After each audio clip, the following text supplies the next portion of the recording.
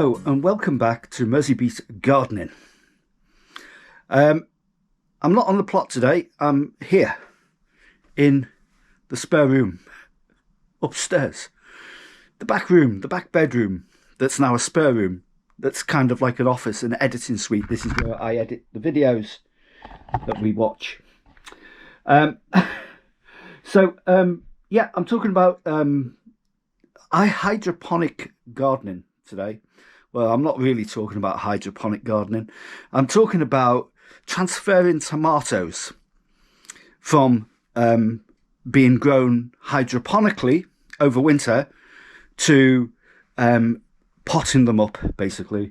We're going to pot them up, and eventually, in a few weeks' time, they're going to be going outside into their growing positions, either in the greenhouse, on the plot, or in the porch, wherever we decide we're going to have these tomatoes growing. Now, we've been growing tomatoes in the hydroponic garden, which you can see behind me here, since the 26th of December last year.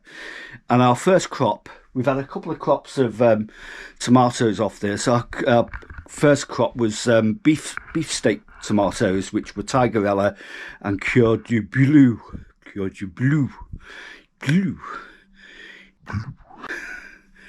And we've got them growing downstairs in the porch at the moment. It's only the second week in April, so it's far too cold for them to go outside. It's getting down to about 2 degrees in the evening, and there's been a strong wind of late, which would the tomatoes here wouldn't survive outside at the moment. Quite simply, it's temperatures are going up during the day, but at night they're really dropping. And one of the most fatal things that a gardener or tomato grower can do is put your tomatoes out too early in the season. These tomatoes won't be going out until about the second week in May, after the last frost, and when temperatures really get going up to a kind of a Mediterranean type feel for Britain.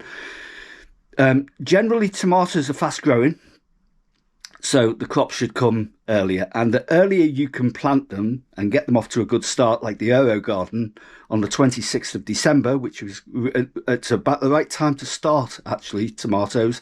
The ones in the porch downstairs are already getting flowers on. And as you know, tomato flowers create fruit. So what I'm going to do is I'm going to show you the process of how we transfer them and pot them up. And you can see that some people on Instagram, because we've shown them photos on Instagram, have worried about the potting up process and whether the tomatoes will survive that process and, overcome things. But basically, will it be too much of a shock to the system? Well, I can assure you now it won't be, because tomatoes are very hardy. The only thing tomatoes can't stand is the cold British climate. They like plenty of sun and they like plenty of warmth. Mediterranean, where they grow like weeds. You go around Crete and Greece and anywhere in the Mediterranean, you will see them along the roadsides, luscious tomatoes. In Britain, we're on the edge of that temperate zone where tomatoes can grow adequately outside. So I'll set the camera up now and I'll show you the process and what we're going to do, and you'll see it from beginning to end. So, okay, this is the I do Aero garden, which basically operates by, we use water. It's filled with water here, and I don't know if I can lift this up here, but you may be able to see there the roots, tomato roots growing, and the water that they're seeped in.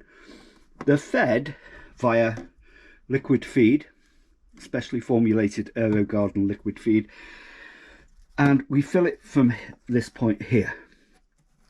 So there's no soil involved in this, it's just all food and water. The water is circulated with a water pump. These tomatoes here were planted in February, so just over a month ago, and they're ready to come out now and be potted up. All these are called Riesentraube, which is like a cherry tomato, a German heirloom variety, which in itself, if it wasn't for the aero garden, would be quite difficult to grow. They're not easy plants to grow. So it's got them off to a head start. These were grown in February. We started on the 26th of December. So what I'll do is I'll take these out and transfer them downstairs to the kitchen for potting up. It's far too cold to be potting up outside tomatoes at this time of year. And there's a wind blowing outside. Okay, I've got a chopping board here to put them on. So this is how we're going to transfer them. So let's see. Some of these are quite small because they've been overcrowded a bit. But as they need to take them out really carefully so as not to upset the roots too much. So just take the ones out easily that will come out easiest without breaking the roots. It doesn't matter if you do break a few roots when you're bringing them out, but we try and keep most of the roots intact. It's amazing how they grow without soil. And when we first got the aero garden and saw this process in action, it's totally fascinating. It is a fascinating process to see how these things grow. But of course, this is the future of gardening, or food production, I should say, because there are big warehouses now set up to produce food on an industrial scale, purely using hydroponics. Yeah, it's good if you pull one out and then the other, and then they all sort of disentangle. Look at the roots on that. Oh my God. Isn't that brilliant? So it's all coming out now. And that's it. 9 plants. If you're wondering about the economics of hydro gardening, these lights cost peanuts to keep on. They're very economical to grow plants using this method. Okay, we'll take these downstairs and let's get them potted up. It's looking nice and bright outside. The potting bench is just over there, but it's really cold. It's a cold wind. So I'm not chancing potting these up outside. I'm going to pot them up here. And this is a setup, a bit of compost here, multi-purpose compost. First thing I've noticed, I've just got these out the garden, so they're a bit grubby. So what I'm going to do is, to be on the safe side, see, it's a bit grubby. So I'm gonna wash these before I put any of these in, because I think that's a good practice to do that.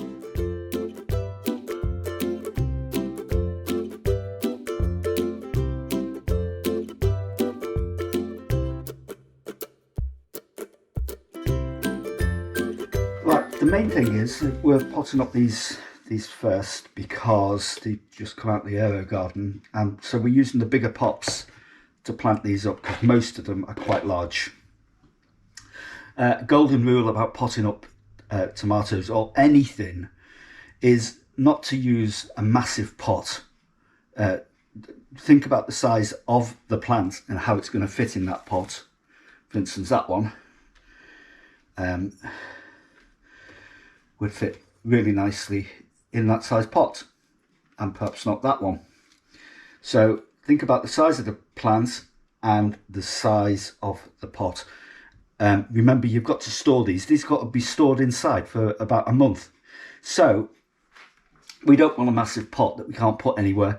We need to get them all in to, say, the porch or into the grow house that we've got outside that are not exposed to these cold winds at the moment, because people on Instagram have put them up too early and all the plants have died.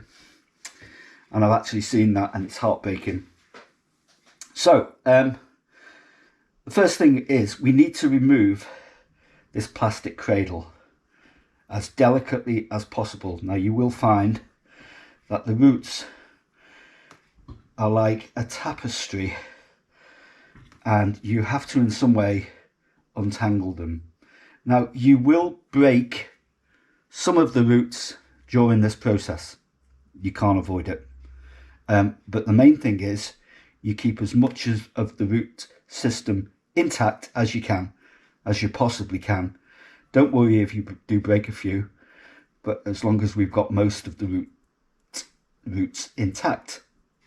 It is a delicate process, so take your time over this. And this is the first thing I'll do, and then we can just take them out. The more modern aero gardens come without these cradles, these plastic cradles, so you don't have that problem. You can just take them out. So that's what we need. This is the original sponge thing that holds the seeds in place. You need to leave that on. They will decompose with the soil. So I'll take all them off while you sit back and watch.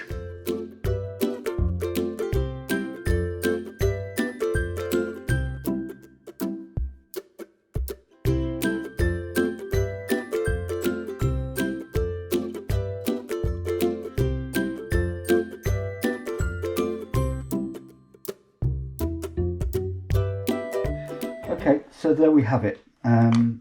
All the plastic cradles have been removed, so they can be used again in the aero garden. As you can see, we have broken some roots, but thankfully not many of them. You can't get away with this process of breaking roots, especially when you're using these cradles. Like I said, a lot of modern aero gardens don't have these cradles anymore, and it's just a matter of taking the plants out of the aero garden, so you haven't got that process of breaking roots, but the older ones do. Yeah, not many roots there, and it's a natural process breaking roots when you're transplanting plants. You can't avoid it. So they'll go in the compost. And now these still got a good root system on them, as you can see. Depending upon the size of the plants, the root system is bigger or smaller. So these are now going to be planted up. See, there we go. And we'll plant them in preference to size, approximate size. So here we've got some Johnson's multi-purpose peat-free compost with added John Innes ingredients. Good ingredients. There's nothing I haven't actually added anything to this. Just a multi-purpose compost that you can buy in any supermarket. I'll just fold down the edges here, and the best way to do this is to put a layer of compost in the bottom here, just a small layer, and we do this over the bag itself because we're working in the kitchen. We don't want soil everywhere, so put it over the bag itself,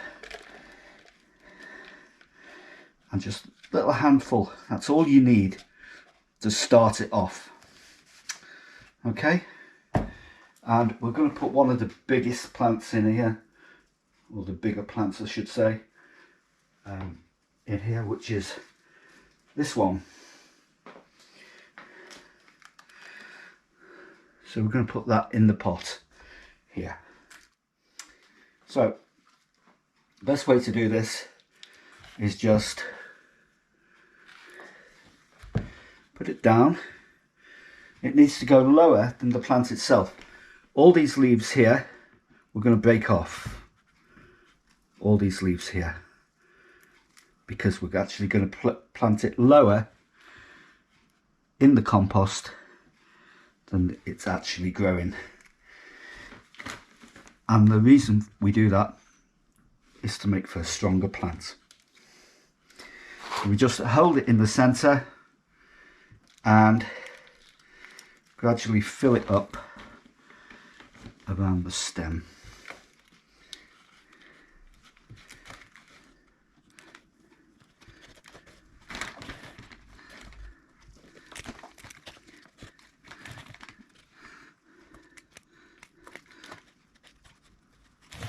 And the reason we plant it deeper than it requires is because it has hairs on the side of the stems, you can see. Now if that's below, if them little hairs are below soil level, they develop roots. And so the more roots you have on a tomato plant, the more robust the plant will become in its life cycle. And the more fruits, hopefully tomatoes, you will have. Now when it gets to this stage of potting up and we do start to acclimatise it to go outside, we acclimatise it. That's a gradual process of getting it used to being at outside temperatures. So you can leave it outside for an hour or so every evening, bring it in until it gets used to it. It gets used to it basically. You're getting the tomato used to the outside growing conditions, and then you won't have a complete collapse on your hands.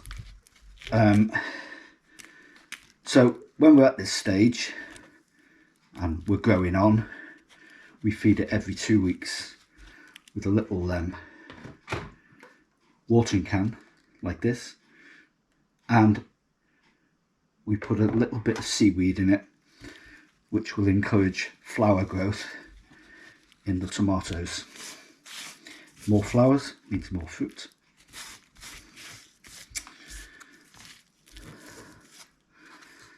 So that's the first one done. Riesentraube. Now this is an indeterminate variety, which means in normal conditions, indeterminates just go on forever and produce a vine-like thing. And these little plantlets in between, normally you pinch them out. These here, see them? You pinch them out so it's just growing up one strand. I would strongly recommend that you do not pinch them out and you let them grow, because this being a cherry tomato, you will get more stems producing more cherry tomatoes. Just in this variety, by the way, not all indeterminates you should do that, but with Riesentraube I would suggest you do that, because this is a heritage variety, and heritage varieties you treat in a slightly different way. So there's a top tip for you. Right, first one done, let's get the others done.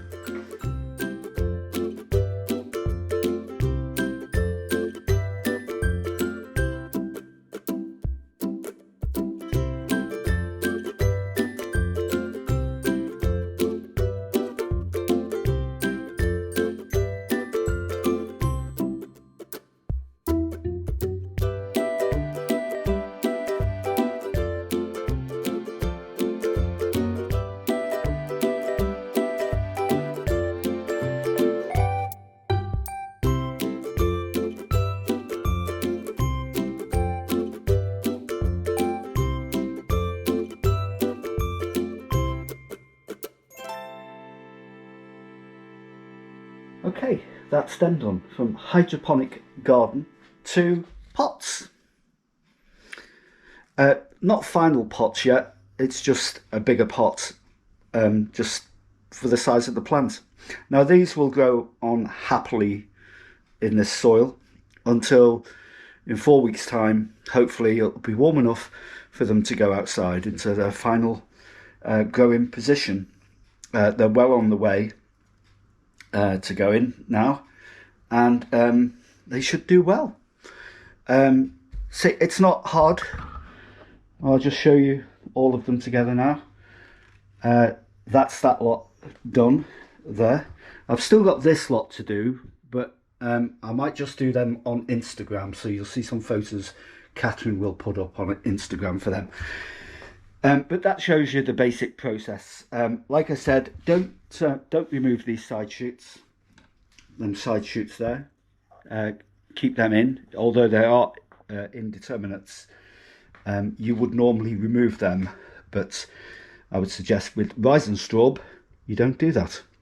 Riesentraube is a type that you will not get in any supermarkets. You'll be hard pressed to find them in a garden centre. You might find them in a specialist garden centre, but the best way to grow them is from seed. It is a heritage variety, and beautiful flavour, beautiful plants. So yeah, all that I need to do now is mark them up with a marker, so I know what they are, and put them in the porch or on the windowsill until they're ready to go out. So all that's left now is for Catherine to come in and clear all this mess up. So she's going to be coming in and clearing all this mess up. I hope. If not, I'll have to do it myself. Oh, woes of vlogging. So I hope you've enjoyed that. If you have, then give us a thumbs up. Subscribe to our channel, leave a comment. We've had some great comments from viewers in America, and these are very switched on viewers. I can see that. They obviously know that British gardeners are the best. Second best to Americans, I suppose. If you are in America and you're enjoying these vlogs, and leave a comment below. If you're anywhere, basically, leave a comment below. Tell us where you're from, and yeah, share on your social media. Support the channel and try and get us more subscribers, etc, etc. And I'll see you, and possibly Catherine will see you as well, in the next vlog. So yeah, thanks for watching. Bye.